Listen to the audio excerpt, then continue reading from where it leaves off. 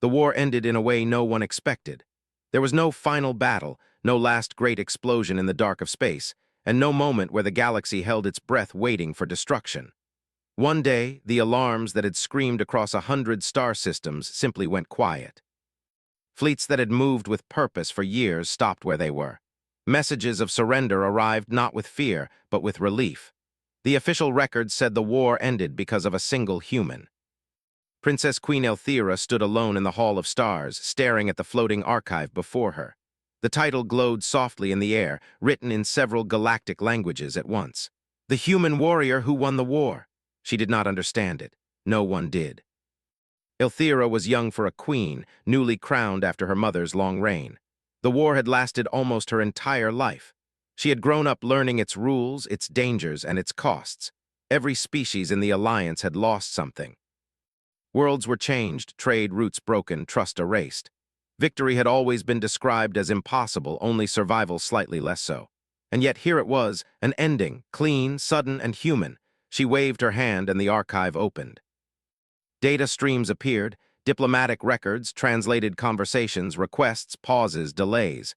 There were no combat reports linked to the human, no confirmed kills, no destroyed ships credited to their name, no heroic footage that could be played to inspire future soldiers. That alone made Elthira uneasy. Every other war hero in history came with images, statues, songs, numbers. Humans usually did too if the stories she had heard were true. They were said to be emotional, dramatic, loud in both anger and joy. A species that turned even tragedy into legend. So why was this human hidden behind silence? Elthira summoned her advisors. They arrived quickly, their forms flickering into the chamber as holograms and physical bodies mixed, depending on species and preference. The room filled with shifting colors, wings folding, eyes blinking sideways, voices humming before speaking. "The war records confuse me," Elthira said calmly. "Explain the human warrior." There was hesitation. That was rare. Her advisors were used to speaking carefully, but not to pausing like this. Finally, Speaker Trell of the Ithari stepped forward, his long neck bent slightly, a sign of respect. "Your Radiance, the matter is unclear." "Unclear," Elthira repeated. "Yes," Trell said. "Every major power involved in the war agrees on the outcome. The war ended because of the human, but none agree on how. That makes no sense." "It does not," Trell agreed. Another advisor, Commander Vish of the Corps, crossed her armored arms. The Corps respected strength above all else, and her expression showed frustration. There was no final engagement, no tactical victory. Enemy fleets simply stopped advancing. Supply chains were restored instead of attacked. Borders dissolved without being pushed. Elthira turned to her. "Why?" Vish exhaled slowly. "They said they no longer wished to fight." The room fell silent. Elthira felt something tighten inside her. Wars did not end like that, not after so much time, not after so much loss. Something had broken the pattern. "And this human?" Elthira asked. "What did they do?" Vish shook her head. "They asked for permission to speak." "To whom?" "To everyone." Elthira dismissed the advisors soon after. They had given her facts, but no understanding. That night's cycle she could not rest. Her thoughts returned again and again to the same question. What kind of warrior asks to speak? She ordered a private review of the sealed files. The request surprised the archivists, but a queen's curiosity carried authority. The restrictions lifted slowly, reluctantly, as if even the data itself resisted being seen. The first file was a timeline. It showed the human entering the war late. Humanity had not been a founding member of either side. They were observers at first, distant, cautious. Their territory lay on the edge of contested space, close enough to be affected, far enough to be ignored. Until the human made a request. They asked to be allowed into negotiations that had already failed 12 times. Elthira read the transcript. The other species had argued over borders, resources, historical rights. Each believed they were defending survival itself. Each believed the others were lying, or worse, incapable of understanding. The humans spoke last. They did not accuse. They did not threaten. They did not demand. They asked a question. "What happens if you win?" The response logs showed confusion. Some delegates answered with power projections, others with population numbers, some with silence. The human followed with another question. "And what happens to you if you lose?" That question caused delays, long ones, the kind that indicated internal debate. The file ended with a note, Session adjourned by mutual agreement. Elthira leaned back, her crown feeling heavier than usual. That was not warfare. That was something else. She moved through more files. The pattern repeated. The human spoke to military leaders not about weapons but about exhaustion, to economists not about profit but about collapse, to civilians not about loyalty but about fear. In every case, the human listened longer than they spoke. There were no speeches recorded, no inspiring declarations, only conversations. And yet after each meeting, something shifted. Minor ceasefires appeared without formal agreement. Supply convoys passed without attack. Old enemies exchanged information on disaster relief. This was not strategy as Elthira understood it. This was erosion. Slow, careful, invisible, she finally reached the last sealed file. It was labeled simply, Audience Requested. The human had asked to meet the Princess Queen before the war officially ended. At the time, Elthira had not yet been crowned. Her mother had declined, citing security risks. The human had replied with a single sentence. "I understand. Please tell her I hope she gets to rest." Elthira closed the file. No threats, no pressure, no insistence, just hope. She summoned the human at once. The meeting took place in a neutral chamber, simple by royal standards. No weapons were allowed. No guards stood inside, though many waited beyond the doors. Elthira sat upright on her seat, composed, curious, and wary. The doors opened. The human entered alone. They were smaller than she expected. No armor, no visible enhancements. Their clothing was plain, functional, almost dull. Their posture was respectful but not fearful. Their eyes moved slowly, taking in the room as if it were just another place, not the heart of a galactic power. They bowed slightly, an awkward imitation of her people's custom.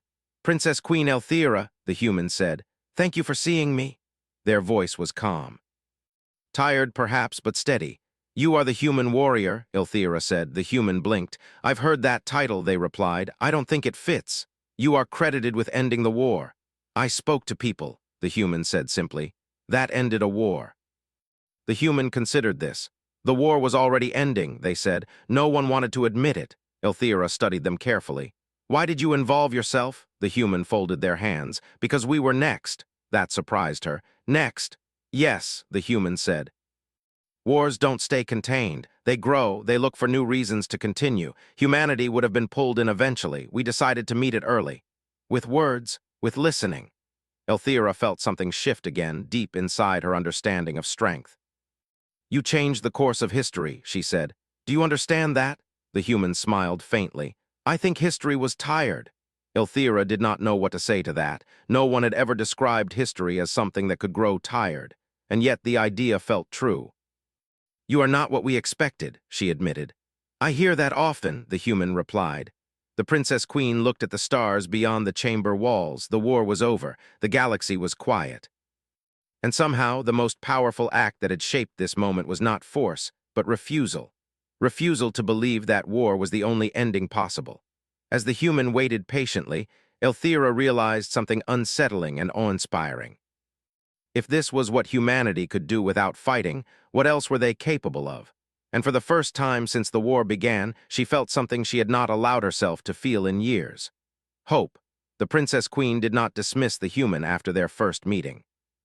Instead, she invited them to walk with her through the outer gardens of the palace station.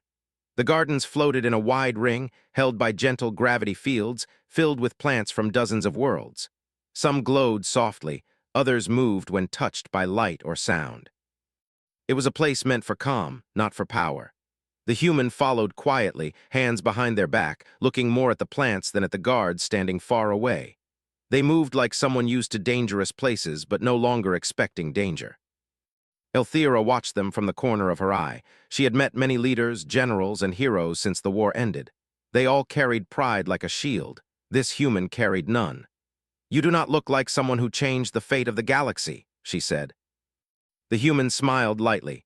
"Most people who change things don't," they replied. They stopped near a tall crystal leaf tree from Elthira's homeworld. Light passed through its branches and broke into soft colors. She remembered standing under such trees as a child, long before war meetings and command decisions. "You spoke to our enemies," Elthira said, "to all sides." "Yes. Why did they listen to you?" The human took a moment before answering. "Because I didn't start by telling them they were wrong." That answer stayed with her as they continued walking. Over the next cycles, Elthira allowed the human to remain at court. This caused concern among the council. Some feared manipulation. Others feared that humanity was hiding greater plans behind gentle words, but Elthira insisted. "I want to understand how the war truly ended," she said, "not how it looks in reports." So the human was questioned, not harshly but deeply. They were asked to explain meetings, messages, pauses, and decisions that had slowly pulled the war apart from the inside. The human never claimed credit. "I didn't stop the war," they said again and again. "Everyone else did. I just helped them notice they wanted to." That idea made many uncomfortable. Elthira reviewed recordings of the humans' conversations with former enemies. In one, a fleet commander from the outer coalitions spoke openly for the first time in years. The commander admitted they no longer remembered why the war had started, only that stopping felt impossible. The human responded with a question. "What would happen if you stopped anyway?" The commander laughed at first. Then they went silent. That silence, Elthira realized, was where the war began to lose its hold. As more truth came to light, resistance grew. Not all species were pleased with this new understanding. Some had built their entire identity around struggle and victory. To them, a war that ended without triumph felt like theft. One such voice was General Carthun of the Orcs. His people were known for strict honor codes and rigid hierarchies. He demanded an audience with the Princess Queen. "This human weakens the galaxy," Carthun said, his many eyes fixed forward. "They teach hesitation, they make strength look like doubt." Elthira remained calm. "The war ended." "Yes," Carthun said sharply, "without punishment, without lesson." "Is survival not a lesson?" Elthira asked. Carthun did not answer. The human was present during this meeting, standing quietly to the side. When Carthun turned toward them, his voice hardened. "You call yourself a warrior," he said. "What have you ever risked?" The human looked at him without anger. "Being wrong," they said. That answer spread through the chamber like a soft shock. Elthira saw it clearly then. Many leaders feared losing power. The human had risked losing certainty. After the meeting, Elthira spoke privately with the human. "You are creating tension," she said honestly. "Yes," the human agreed. "Peace does that at first." "Explain." "War gives simple answers," the human said. "Peace asks questions that don't have easy ones." Elthira thought of her own rule. How many times had she chosen the clear path over the right one? As days passed, more citizens across the Alliance began to ask about the human, not with fear but curiosity. Messages arrived from worlds once closed by war, now opening slowly. Trade resumed, cultural exchanges followed. Art and music traveled where weapons once had, yet not everything healed easily. Elthira received reports of unrest. Some military groups refused to stand down. Some industries built around war faced collapse. Entire populations felt lost without an enemy to define them. She asked the human what should be done. "They need time," the human said, "and purpose." "That sounds like leadership," Elthira said. The human shook their head. "That sounds like listening again." So Elthira did something no Princess Queen had done before. She opened the palace to public voices. Representatives from every species were invited to speak, not to argue policy, but to describe what the war had taken from them. The humans sat among them, not above them. Sometimes they spoke. Mostly they listened. Stories filled the chamber, of children who grew up in shelters, of elders who never saw home again, of scientists who designed tools meant to save lives but were used to control them instead. No accusations were allowed, no blame. Only truth. It was painful, but it was real. Elthira felt her role changing. She was no longer just a ruler ending a war. She was guiding a people through what came after. One evening, as the station lights dimmed into artificial dusk, Elthira and the human stood at a viewport, watching ships move slowly, peacefully. "Do you regret it?" she asked. The human considered the question. "No," they said, "but I worry." "About what?" "That people will forget how close they came to never stopping." Elthira nodded. "We record wars so we remember victory. Perhaps we should record this so we remember restraint." The human smiled at that. "You should tell them who you really are," Elthira said. "The galaxy deserves to know." The human looked at her, surprised. "I'm no one important." "You are the reason this silence exists," she replied. "That makes you important." The human looked back at the stars. "If they make me a symbol," they said quietly, "they might stop listening again." That fear felt true. As word spread, delegations arrived to meet the human. Some came seeking guidance. Others came seeking fault, but none left unchanged. The human did not offer plans. They offered questions, and questions, Elthira saw, were far more powerful than commands. By the end of the cycle, the title human warrior began to change meaning.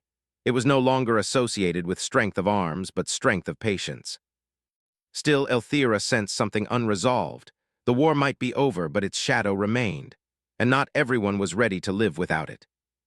As she looked at the humans standing quietly among beings far larger and louder than themselves, Elthira realized the hardest part was yet to come, teaching a galaxy how to live without war. And humanity, it seemed, would be at the center of that lesson. The galaxy did not change all at once. Peace did not arrive like a switch being turned on. Instead, it came slowly, unevenly, like light returning after a long eclipse. Some worlds welcomed it with open skies and celebration. Others met it with silence and confusion. Princess Queen Elthira felt the weight of that change every day. Reports reached her from across the Alliance. Some former enemy systems asked for shared councils. Others asked for time. A few refused contact completely. The war had ended, but its habits still lived inside people's minds. The human remained near the center of all this, though they never asked to be. Wherever tension rose, their name appeared in messages, sometimes as hope, sometimes as warning. Elthira noticed something troubling. When the human was not present, talks often failed. When they were there, even in silence, discussions lasted longer, grew calmer. This made some leaders uneasy. "They depend on one voice," said Elder Sover of the Marn Collective during a closed council session. "That is dangerous." "Not one voice," Elthira replied. "One method." Sova's many fingers folded together. "Methods become myths, myths become power." Elthira understood the concern. She felt it herself. The human had never claimed authority, but influence was growing around them anyway, so she decided to test something. She sent the human away, not as punishment, but as experiment. A distant system requested help. The war had ended there, but resources were uneven and resentment remained. Elthira sent diplomats, economists, and cultural experts. The humans stayed behind. For 3 cycles, progress was slow. Meetings ended politely but without agreement. Old fears returned easily. On the 4th cycle, Elthira sent a message to the human asking for advice only. No travel, no presence. The human responded with a single question. "What are they afraid of losing?" Elthira forwarded that question to the delegation. Everything changed after that. Reports came back filled with new tone. Talks deepened. Solutions appeared that no one had suggested before. The human never spoke directly to the system, yet their way of thinking had traveled. Elthira realized something important. Humanity had not ended the war by standing in the center. They had ended it by teaching others how to step back. This realization came just as a new crisis emerged. A coalition of military industries requested emergency audience. Their worlds had been built around defense production. With peace spreading, their economies were failing. Workers were losing purpose. Leaders feared unrest. They demanded permission to resume limited conflict exercises along former borders. Elthira refused. "We will not pretend war to feel useful," she said. The leaders protested. "Then give us something else to protect," one said. The human was present during this meeting. They listened carefully. "Protection does not require enemies," the human said at last. "It requires care." The leaders looked confused. The human continued. "You built machines to defend against destruction. Now use that skill to prevent it instead. Predict disasters, shield planets from storms, build systems that stop suffering before it begins." There was silence, not rejection. Consideration. Later, Elthira asked the human how they always seem to find the right words. "I don't," the human replied. "I just don't rush past the wrong ones." As peace deepened, historians began rewriting records. The war was no longer described as a chain of victories and losses, but as a shared failure that had finally been recognized. This angered some. A group calling itself the True Continuance emerged. They believed the war had been interrupted, not ended. They claimed peace dishonored those who had suffered. Their messages spread fear, not through force, but through memory twisted into bitterness. Elthira feared escalation. She asked the human what should be done. "Invite them," the human said. "Invite them," she repeated. "Yes. Let them speak. They will not listen." Neither did anyone else at first. The invitation was sent.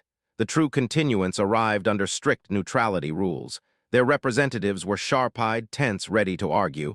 Elthira opened the session. "You believe the war should not have ended," she said. "We believe it was stolen," their leader replied. The human spoke gently. "What was stolen from you?" The leader hesitated, then answered honestly. "Meaning." That answer broke something open. The human did not argue against it. They nodded. "War gives meaning easily," they said. "Peace makes you build it yourself." The discussion lasted many hours. No one changed their beliefs completely, but anger softened into uncertainty. And uncertainty, Elthira saw, was safer than certainty built on pain. Later that night, Elthira stood alone in the Hall of Stars again. The archived title still glowed, but its meaning felt different now. She summoned the human. "You are changing how power works," she said. The human looked tired. "I hope so." "Why can humans do this?" she asked. "Other species tried peace, they failed." The human thought for a long time. "Because we failed too," they said. "Many times, we know what it's like to believe conflict is necessary. We also know what it costs." Elthira considered this. "So your strength comes from memory, and from choosing not to repeat it," the human replied. A message arrived mid-conversation. A former enemy world had requested a shared education system, one that taught the war as a warning, not a triumph. Elthira approved it immediately. The galaxy was changing, not because someone commanded it to, but because enough people were learning how to choose differently. Still, a final challenge remained. Some leaders now looked to humanity for guidance in everything. Decisions were delayed until humans were consulted. This worried Elthira deeply. She confronted the human. "They are placing you above themselves," she said. "That will break what you built." The human's face showed sadness. "I know. What will you do?" "I will leave," the human said. The words shocked her. "You can't," Elthira said. "You are needed." The human shook their head. "I was needed to start something, not to become it." "Where will you go?" "Home," they replied. "And then elsewhere, quiet places, listening places." Elthira felt something close to fear. "And if the galaxy falls back into war," the human met her gaze, "then it will be because it chose to." They prepared to depart quietly. No ceremony, no announcement, but news traveled anyway. Messages poured in. Gratitude, questions, worry.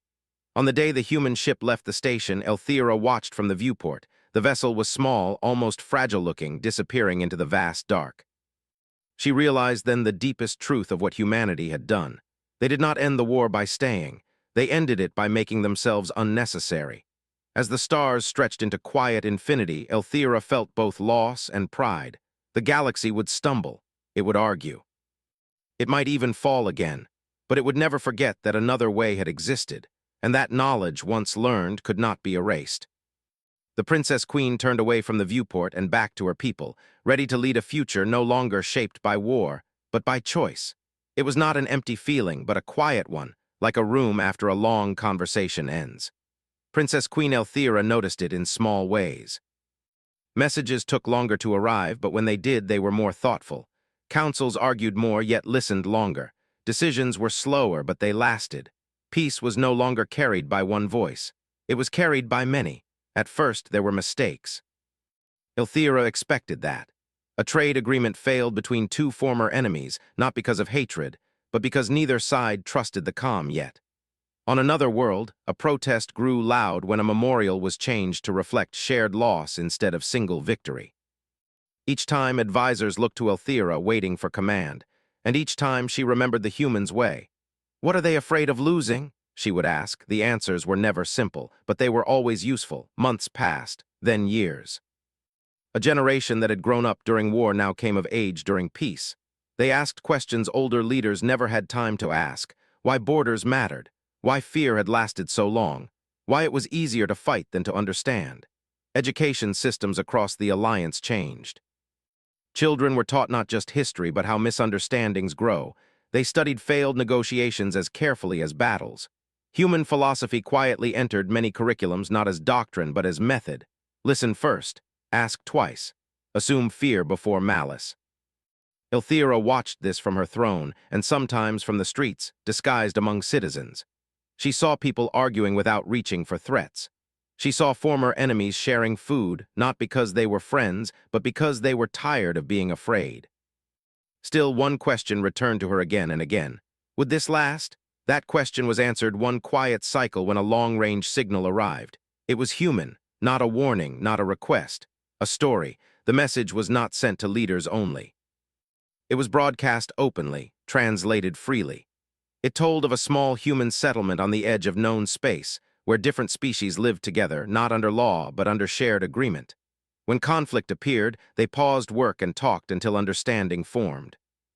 The message ended with a simple note. "We learned this from you too." Elthira felt tears rise, though her species rarely showed them. Humanity had not just changed the galaxy. The galaxy had changed humanity as well. Another test came years later. A distant region far beyond the old war zones faced collapse, not from conflict, but from neglect. Systems failed, resources ran thin. No enemy existed to blame, only distance and complexity. In the past, such crises had become wars. Now something else happened. A coalition formed without command. Species volunteered help based on skill, not alliance. Humans arrived among them, not leading but supporting, sharing tools, methods, and stories of their own past failures. Elthira observed from afar. No one asked her permission. No one asked for orders, they simply acted. The crisis ended without borders changing, without power shifting, just cooperation. Historians later struggled to describe this era. There was no single turning point, no dramatic climax. Only a long series of choices made differently than before. They eventually named it the Age of Refusal. Refusal to accept inevitability. Refusal to believe conflict was natural. Refusal to define strength as dominance. And always, in the footnotes, humanity appeared. Not as rulers, as reminders. Late one evening, long after the palace had grown quiet, Elthira returned once more to the Hall of Stars. The archive still existed, but it had changed. The old title had been replaced. It now read, "The Human Who Reminded Us." She smiled at that. As she stood there, a young advisor entered, hesitant. "Your Radiance," they said, "the Council requests guidance." "On what matter?" Elthira asked. "They are unsure whether to intervene in a dispute," the advisor said. "There is tension but no violence. Some wish to act early. Others wish to wait." Elthira thought for a moment. "What do the people involved want?" she asked. "They are afraid to say." "Then give them space to speak," Elthira said, "and stay quiet long enough to hear them." The advisor bowed and left. Elthira remained, looking at the stars. She realized then that her role had changed forever. She was no longer a queen guarding against war. She was a steward of choice. Years later, when her reign neared its end, she requested one final report. "How many wars have started since the human left?" she asked. The answer came quickly. "None, Your Radiance. And conflicts? There are disagreements, tensions, failures," the advisor said, "but no wars." Elthira closed her eyes. The galaxy had not become perfect. It had become aware. On her final day as Princess Queen, she addressed the Alliance one last time. Her message was simple, broadcast without ceremony. "We once believed war was proof of strength. We now know it was proof of fear. Humanity showed us another way, not by commanding us, but by trusting us to choose better." She paused before finishing. "Let us continue to be worthy of that trust." Far away, on a quiet human world, a small group listened to the message. Among them was the human who had once been called a warrior. They said nothing. They simply smiled. Because the greatest victory humanity had ever achieved was not ending a war. It was proving that the galaxy did not need one to move forward. And that, more than any weapon, was what made humanity strong.